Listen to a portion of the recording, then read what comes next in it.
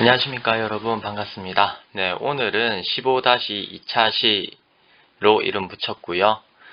3차 함수와 4차 함수의 극대극소에 대해서 심화적으로 한번 알아보는 시간을 가져보도록 하겠습니다. 사실 지난 시간에 15-1도 그랬지만 이 부분을 저는 수업을 별로 안 하고 싶어요. 왜냐하면 이게 진짜 수능을 위해서 수능 계산을 갖다가 이제 빨리 하기 위한 기술적인 거거든요. 이제 수학적인 게 아니라 약간은 이제 문제풀이 기술과 관련되어 있는 거라서 수업을 하기가 별로 재미없고 싫을 수 있고 외워야 되는 게 많고 해가지고 이것저것 따졌을 때 별로 수업은 안 하고 싶지만 그래도 수능 이것 때문에 하는 거지 별다른 의미가 없다.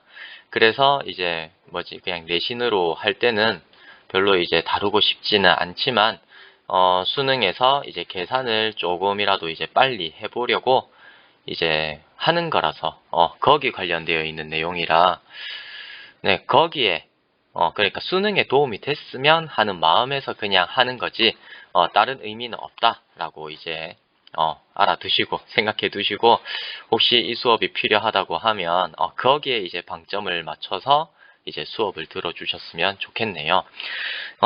뭐에 관련돼서 하느냐? 오늘은 3차 함수랑요, 4차 함수 요거에 이제 극대 극소 값을 가지는 그 x가 이제 과연 어떻게 이제 찍히냐, 그게 비율이 있거든요. 거기에 대해서 한번 알아보는 시간을 가져보도록 하겠습니다. 오늘 강의 한 30분 정도 걸리지 않을까 예상을 해보는데, 시작을 해볼게요. 일단 먼저 알아둬야 될 개념이 변곡점이라고 하는 개념입니다. 변곡점은 이제 대학교 가면 배우게 될 텐데요. 아니면 여러분들 나중에 이제 미적분 하면서도 이제 배우게 될 거예요.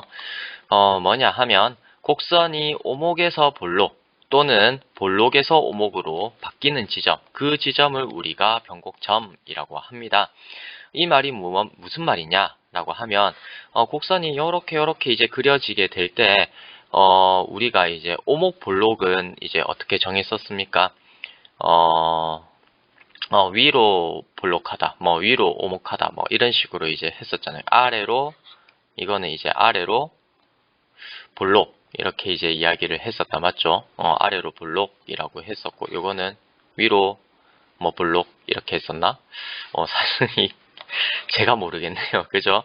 어쨌든, 기울기의 추세가 이제 달라지는 점. 그게 이제 변곡점이거든요. 3차 함수 같은 경우, 이 3차 함수 같은 경우에는 어떻습니까? 이 점을 기준으로 했을 때, 위로 이제 볼록, 이렇게 이제 했던 게 아래로 볼록하게 이제 바뀌죠. 요 지점을 기준으로 했을 때요. 이 지점을 했을 때 위로 볼록한 곳은 접선의 기울기 크기가 감소하고 있다라고 이야기를 할 수 있겠죠. 그러니까 기울기가 원래는 이만큼이었는데 가면 갈수록 어떻습니까? 기울기가 작아지고 있죠. 감소하고 있다라고 할 수 있습니다. 이 말은 F'이 감소하고 있다는 거니까 F'의 도함수 F2'이 음이다라고 말을 할 수가 있어요. 그렇게 이제 되는 개념입니다. 변곡점 기준으로 했을 때 변곡점이 요렇게 이제 그러니까 이거 기준을 보자 하면 그러니까 위로 볼록하다라고 하는 그 곡선에서는 무조건 뭐다? F2'이 음수다라는 말입니다. 네, 그리고 이 변곡점을 기준으로 했을 때 아래로 볼록하다라고 하면 이렇게 아래로 볼록하게 되면 어떻습니까? 접선의 기울기가 점점 여기였다가 점점 커지고 있겠다. 맞죠? 접선의 기울기가 점점 커지고 있으니까 접선의 기울기 크기가 증가한다 할 수 있고요. 이 말은 F'의 도함수, F'이 증가를 하는 거니까 F2'이 양수다라고 할 수 있어요. 즉, 변곡점을 기준으로 했을 때 F2'이 음이었다가 양이 되거나 아니면 양이었다가 음이 되거든요. F2'이 음이었다가 양이 되거나 아니면 양이었다가 음이 된다. 그 중간 지점이 변곡점이다라는 겁니다. 그렇기 때문에 뭐가 발생하겠습니까? F2'이 0이 되는 그 A 값에서 우리는 변곡점을 찾을 수가 있어요. 그 말입니다. 그냥 하고 싶은 말이 그 말이에요. 4차 함수도 어떻습니까? 변곡점이 요렇게 이제 아래로 볼록했다가 그 다음에 위로 볼록했다가 요 지점, 그러니까 이렇게 이제 지점이 나누어졌을 때 아래로 볼록하다가 위로 볼록하다가 다시 아래로 볼록하게 되고 있죠. 그죠? 그래서 요 부분은 세 가지로 나누어진다. 그래서 아래로 볼록한 부분, 위로 볼록한 부분, 다시 아래로 볼록한 부분. 그랬을 때 아래로 볼록하다 하면 F2'이 음이다. 위로 볼록하다 F2'이 양이다. 그 다음에 아래로 볼록하다 F2'이 0이다. 그러면 그때의 변곡점은 어떻다? 2'이 0이다. 라고 하는 점이 변곡점이다. 라는 겁니다. 네, 그래서 변곡점에 대해서 이제 수학적 내용을 정리해보면 변곡점을 기준으로 기울기의 변화 추세가 달라진다라고 할 수 있죠. 그죠? 기울기가 그러니까 F'이 양이었다가 증가하다가 감소한다. 그곳이 이제 뭐다? 변곡점이라는 겁니다. 그러니까 이제 F'이 양이었다가 음이 되는 그 지점에서는 F 값은 뭡니까? 위로 볼록하다가 아래로 볼록하게 된다. 이 말이다. 그죠?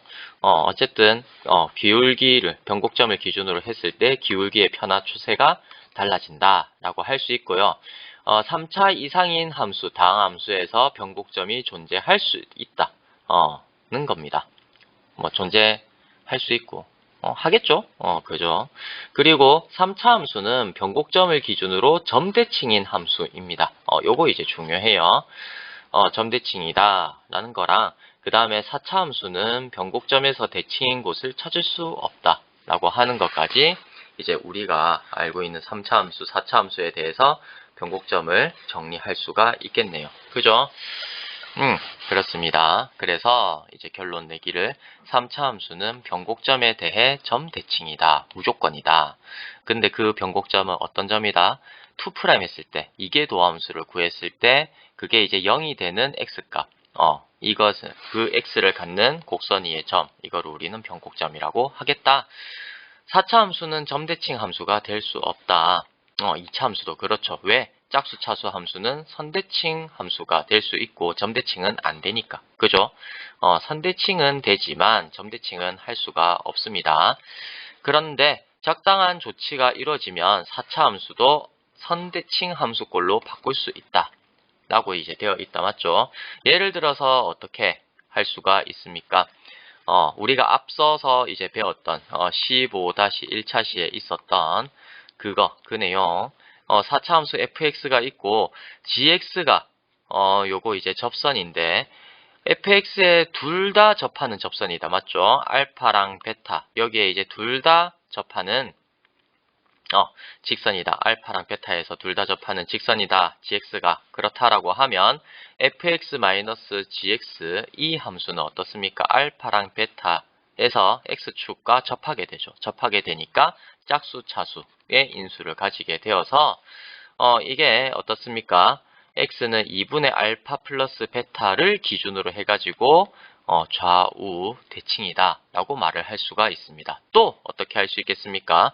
gx를 요거 그러니까 알파 베타 위에서 했었던 그 알파 베타 그 점과 요 중앙으로 그 중앙인 알파에 대해서 그러니까 위에서 요 알파 다릅니다. 두 개 다른 알파인데 어쨌든 이게 이제 기울기가 똑같고 기울기가 요 두 개 직선이 기울기가 똑같고 여기 fx에 접하는 직선을 갖다가 gx라고 둬도 어떻게 할 수 있다? 요렇게 이제 바꿀 수 있다는 겁니다. 요렇게 x축에 접하게끔 알파에서 접하게끔 차 함수를 갖다가 이제 해주면 그때 이제 알파에서 이제 접하게 되니까 그 알파에 제곱해주고 나머지 이제 요 알파에서 요렇게 이제 선대칭이니까 알파 마이너스 k, 알파 플러스 k 일정한 k에 대해서 요렇게 이제 인수로 둬서 요거 이제 fx-gx를 정리할 수 있다는 겁니다. 네, 적당한 조치는 둘 다 접하는 직선, fx랑 두 점에서 모두 접하는 직선인 gx를 구하면 이제 할 수 있다 라고 이제 알아두시면 되겠다. 맞죠?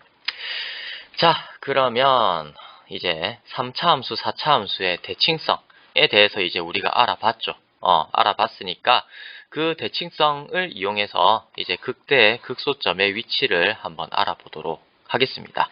일단 3차 함수를 갖다 가져왔어요. 3차 함수는 변곡점을 기준으로 해서 이제 점대칭이라고 했었다. 맞죠? 그래서 이제 그때 이제 극대 극소 또 이제 어떻습니까? 점대칭이니까 변곡점을 기준으로 했을 때 대칭이겠다. 맞죠? C만큼 이렇게 이제 대칭 함수로 이제 나타날 수 있을 거예요. 그죠?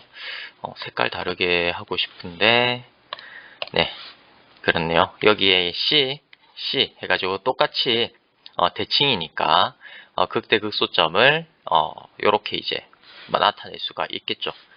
C랑 0을 기준으로, 그러니까 변곡점을 갖다가 이제 0 원점으로 이제 평행이동 시키고 그 다음에 이제 C만큼 요렇게 이제 되는 곳에 그 점에서 이제 극대랑 극소를 가지고 똑같이 이제 gx랑 이제 만나는 곳 그만큼 알파만큼 그 간격이 알파라고 두면 이제 f1-g1 이거는 fx gx를 변곡점이 x는 0이 되도록 평행이동한 함수를 갖다가 이제 둔 거예요. 아시겠죠? x가 0이 되도록 변곡점이 x가 0이 되도록 평행이동한 함수를 갖다가 각각 f1x, g1x라고 이렇게 이제 두고 식을 세워 보겠습니다. 그렇게 해야 식이 간단해서 그래요. 자, 그래서 f1x-g1x 이것은 알파랑 마이너스 알파에서 x축에서 만나죠. x축과 알파랑 마이너스 알파에서 만나기 때문에 식을 이렇게 이제 세울 수가 있고요. 이거를 우리가 hx라고 두겠습니다. 그랬을 때 미분했을 때 0이 되는 값이 c잖아요. 맞죠? 그래서 이제 그때 극대 극소를 가지는 x 값을 마이너스 c랑 c로 뒀으니까 그래서 이제 그 값을 구하기 위해서 미분을 했다. 그래서 미분을 하니까 앞에 거 미분, x를 미분, 그래서 뒤에 놔두고 1 곱하기 이게 되고 그 다음에 여기 뒤에 있는 거는 x 놔두고 뒤에 있는 거 미분 이렇게 해서 나온 거다. 맞죠? 그래서 식을 이렇게 이제 전개를 시켜서 정리를 해주니까 a 최고차항의 개수 a 묶어 나와지고요. 그 뒤에 있는 거 인수분해가 되어서 루트 3x 마이너스 알파, 루트 3x 플러스 알파는 0 이렇게 이제 나오게 됩니다. 즉 x는 플러스 마이너스 루트 3분의 알파에서 그 값을 가진다. 근데 그 값을 가지는 x를 우리가 c라고 했었죠. 따라서 c는 무엇이다? 플러스 마이너스 c라고 뒀으니까 그러니까 c는 양수라고 두고 하면 루트 3분의 알파다 라고 할 수 있습니다. 그 말인즉슨 결론을 내면 뭡니까? 이게 c가 1이라고 하면 알파는 루트 3이 돼야 된다는 거예요. 그죠? 그렇기 때문에 c가 1이다. 그러면 알파는 루트 3이 되어야 되니까 그 변곡점을 기준으로 했을 때 극값을 가지게 하는 요 간격과 그 다음에 gx랑 만나게 되는 그 간격의 비율을 재보면 어떻다? 비율이 어떻다? 1대 루트 3이다. 라는 결론을 얻을 수가 있다는 겁니다. 말로 표현을 하니까 많이 어렵다. 그죠? 변곡점의 x. 변곡점의 x. 뭔지 아시죠? 그러니까 변곡점에서 여기에 있는 x 값에서 다른 교점의 x, gx랑 다른 교점까지의 x까지의 거리를 갖다 우리가 이제 알파라고 뒀었고 변곡점의 x에서 그 값을 갖는 x값까지의 거리 우리 이게 c라고 뒀었잖아요. 위에서. 그때 알파랑 c의 비율은 루트 3대 1이다 라고 하는 그 결론을 낼 수가 있다는 겁니다. 무슨 말인지 아시겠죠? 자, 그래서 이렇게 아무렇게나 3차 함수가 있고 이렇게 아무 직선이나 있으면 그건 이제 안 되겠다. 맞죠? 아무 직선이 아니라 변곡점을 지나는 그 직선이 만약에 있다라고 하면 그 변곡점에서 어떻습니까? 여기 이제 gx라고 하면 그 gx와 요렇게 이제 차이, 요렇게 이제 두게 되는, 여기서 여기까지의 거리가 1이라고 하면, 여기서 여기까지의 거리는 루트 3이다. 라고 하는 그런 결론을 이제 3차 함수에서는 낼 수 있다는 겁니다. 어떤 말인지 아시겠죠? 네. 점대칭이니까, 변곡점에 대해서 점대칭이니까 이게 이제 가능한 내용입니다. 자, 그럼 이제 두 번째 4차 함수. 4차 함수는 선대칭인 함수로 우리가 바꿔줄 수가 있다라고 했었죠. 그죠? 그래서, 알파, 베타, 우리가 알파, 베타, 내가 알파, 베타를 그걸로 두진 않았지만, 어쨌든 임의로 알파, 베타 동시에 접하는 그 직선과 평행하면서 여기 위에 혹에 이제 접하는 요 직선을 우리가 gx라고 둘게요. 그럴 때 우리가 요거는 어떻게 둘 수 있었다? f1, g1 요렇게 이제 f1-g1 요렇게 둘 수가 있는데 이 함수를 똑같이 이것은 fx, gx를 fx의 대칭점이 x는 0이 되도록 평행이동한 함수를 이렇게 이제 둘 수 있겠죠. 그죠?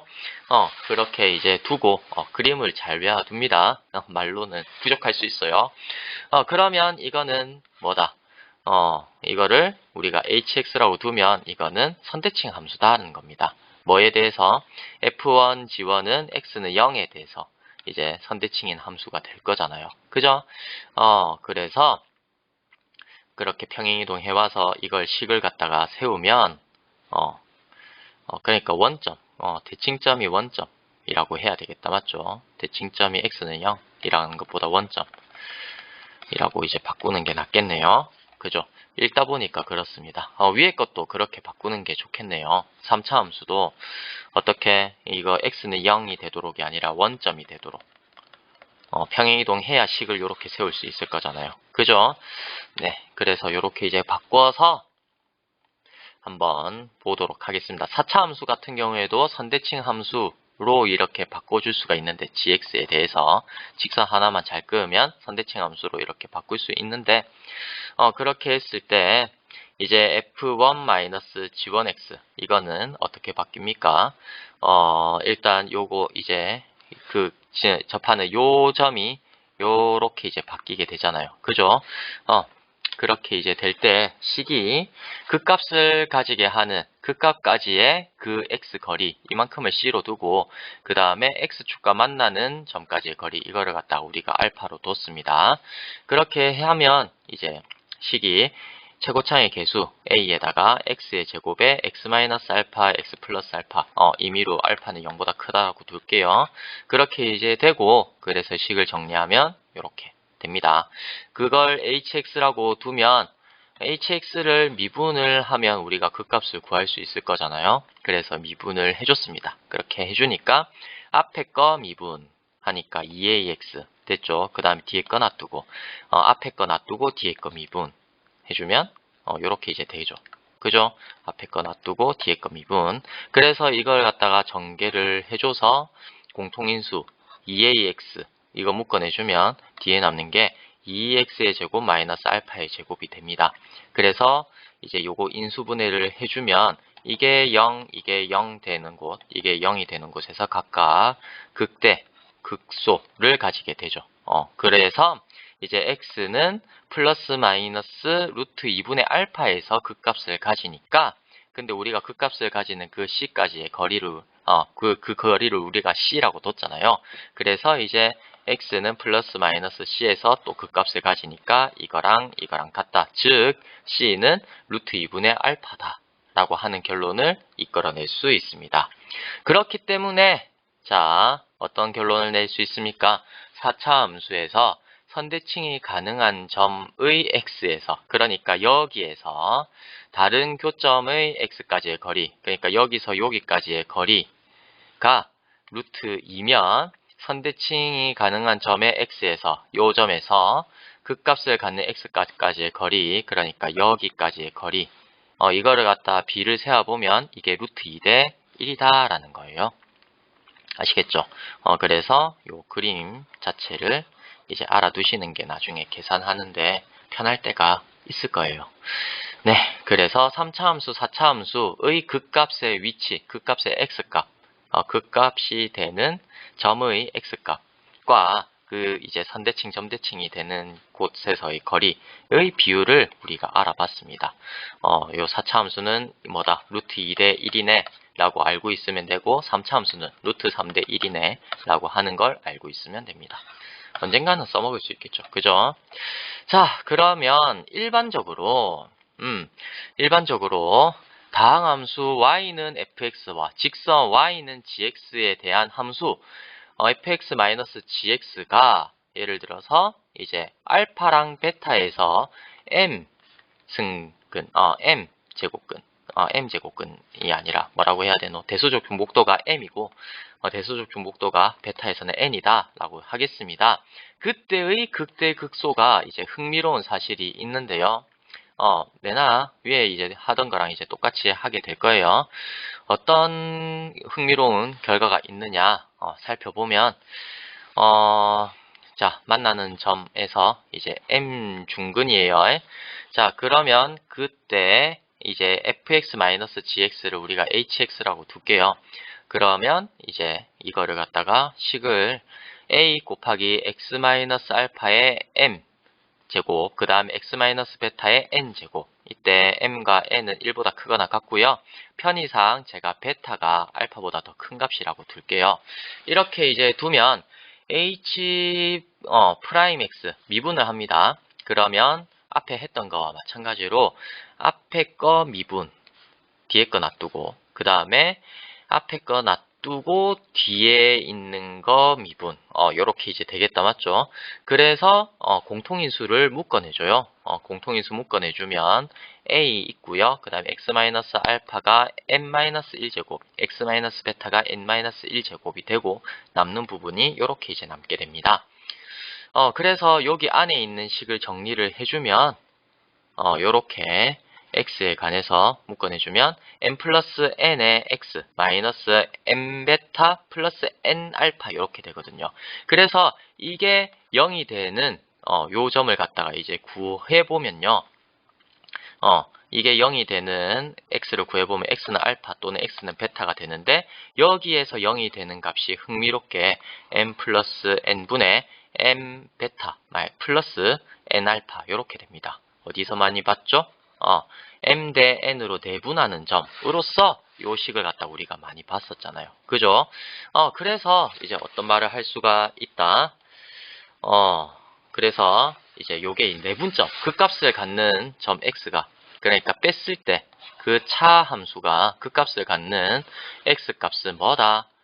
여기에 있는 m과 n의 내분점이라고, m과 n만큼 이렇게 이제 무게추가 달려있으면 그거의 내분점이라고 보면 된다는 겁니다. 그래서 이제 식을 갖다가 쓸 수 있는 게 많거든요. 어떻게 쓸 수 있습니까? 자, 만약에 1번 fx가 이렇게 돼 있고 2차 함수고 gx가 요런 직선이다 라고 하면 그 두 개 점에서 알파, 베타에서 만난다라고 하면 이 gx와 기울기가 똑같고 접하는 직선이 있겠다 맞죠? 그 직선에 대한 x값은 무조건 뭐가 될 수밖에 없다? 2분의 알파 플러스 베타가 될 수밖에 없다는 겁니다. 차 함수가. 그죠? 그래서 이제 알파와 베타를 1대1로 내분하는 점 2분의 알파 플러스 베타가 극소값이다. 이렇게 이제 말을 할 수가 있습니다. 요 식에 대해서 극소값은 무조건 2분의 알파 플러스 베타다 라고 하는 걸 할 수 있고요.